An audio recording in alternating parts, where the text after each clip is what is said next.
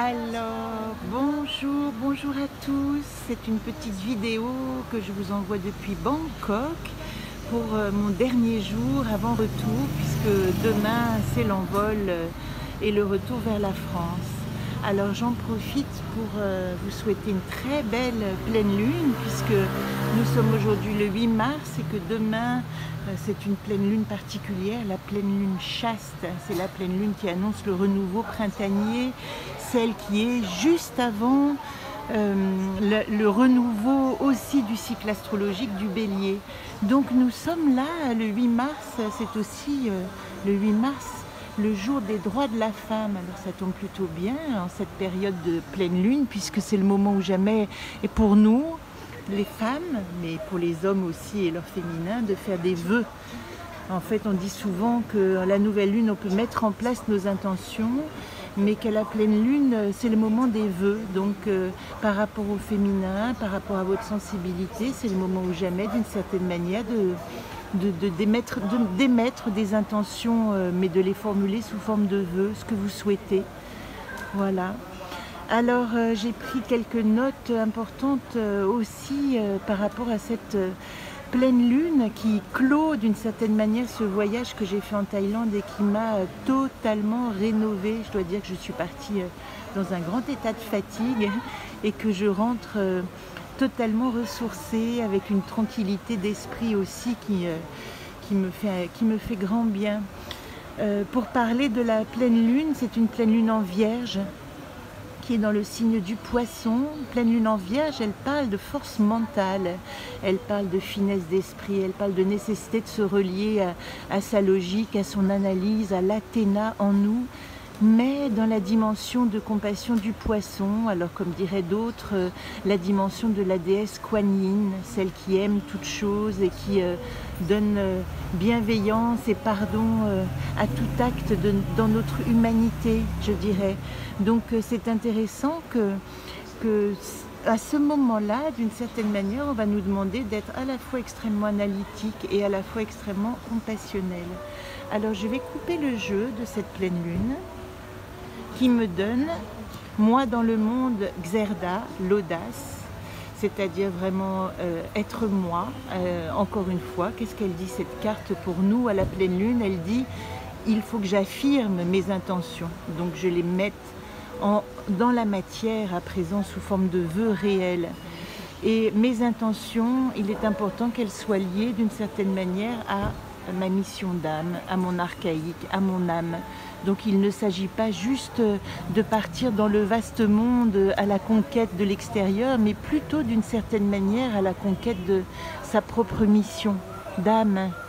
Alors si vous avez eu cette agitation des derniers mois assez vibrante, ces remises en question, peut-être que vous en êtes arrivé aussi au point où le questionnement de votre mission d'âme, de ce que vous faites ici, est venu pointer avec acuité, avec insistance son nez pour vous dire il est vraiment temps de définir ce que je fais et ce que je veux ici.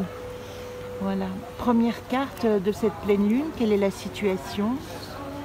Ma deuxième carte, quels sont les atouts? J'aime bien les tirer renversés parce que j'ai l'impression que ça les influence moins quand je ne les regarde pas tout de suite.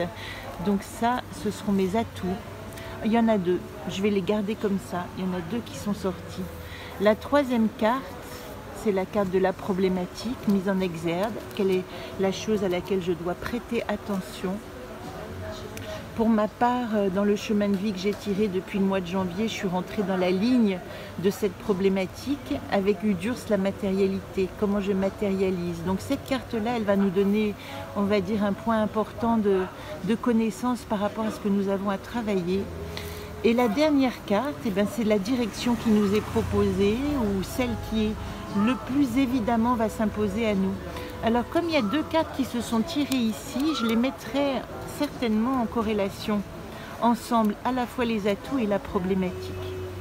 Première carte, oh ben elle me dit que j'ai carte blanche. Alors ça c'est très intéressant parce que dans cette pleine lune, comme je vous l'ai dit, qui est la dernière pleine lune de l'année, elle dit vous avez carte blanche à présent pour créer votre nouveau cycle astrologique. Donc plus que jamais, l'important c'est non pas d'émettre un simple vœu, mais carrément le vœu de l'année que vous allez réaliser dans votre réalisation personnelle. Mes 2 cartes d'atout, je retrouve ma mission d'âme. Voilà, donc vous vous rappelez que dans la coupe j'avais mon mime déjà, et ici elle revient en atout, donc elle parle vraiment de la nécessité de se relier à sa mission d'âme, doublée du paysage intérieur. Donc là, c'est comme si ce jeu disait, à cette pleine lune, j'ai carte blanche pour faire sortir au grand jour ce que j'ai à réaliser de ma mission d'âme et de ce que je dois sortir de mon paysage intérieur. La 3e carte, elle dit, alors ça c'est encore aussi très intéressant par rapport à cette situation de dernière lune astrologique, du cycle astrologique, c'est qu'elle dit les blessures du passé n'ont plus leur place. Il est vraiment temps dans cette dernière lune de nettoyer et de passer à autre chose. Quand Néris est en 3, elle parle vraiment du passé blessant. Ici le passé marquant, ici le tribut, la famille, et ici se relier à la tribu. Mais quand elle est en 3, elle dit les cicatrices, les blessures du passé n'ont plus lieu d'être parce qu'elles ne vont pas vous aider. Donc j'aurais envie de vous dire maintenant, il est temps, vraiment temps de passer à autre chose, de faire table rase du passé. Voilà ce qu'elle dit cette carte en 3. En solution, c'est intéressant et j'attendais avec impatience cette carte puisque Zolt, moi je la relie à Athéna dans la force mentale. Et comme je vous l'ai dit tout à l'heure, nous avons une lune en vierge pour cette dernière pleine lune. Et une lune en vierge, elle est toujours liée aux forces du mental, à Athéna, à la finesse d'esprit, à l'analyse, à la nécessité d'avoir toute sa tête, d'anticiper, d'avoir du bon sens, d'une certaine manière. Maintenant, dans ce jeu, elle vous dit pas de trop plein émotionnel, il faut évacuer l'émotionnel et analyser pour avancer. Ce qui est important, c'est comment je vais oser être qui je suis avec une vraie tête bien faite, une vraie conscience, être dans ma tête et dans ma raison pour pouvoir laisser toute la place à la compassion de mon cœur. Voilà ce qu'elle dit. Alors, bon, j'ai été un peu rapide. Moi, j'aime bien que ça aille assez vite. J'espère que vous avez quelques idées, quelques petites résonances qui vous aideront à finir, on va dire, cette pleine lune. Je le rappelle, qui est aussi dans la lune de la justice et de l'équanimité, dans les enseignements des anciennes des 13 lunes. Donc elle nous dit vraiment que c'est la place de l'équilibre, c'est comment je vais trouver cette espèce de fil droit de ma vie pour recréer à nouveau un chemin, une direction que je vais suivre pendant les 13 prochaines lunes astrologiques. En attendant la prochaine nouvelle lune, dans une quinzaine, je vous salue, je vous embrasse bien tendrement, je vous fais partager mon lieu puisque c'est demain d'ici que je prendrai un taxi pour rejoindre l'aéroport et rentrer en France avec la grande curiosité de ce qui nous attend là-bas. Je retourne pour vous faire un au revoir et que vous voyez ma bonne mine. Et je vous dis à très bientôt.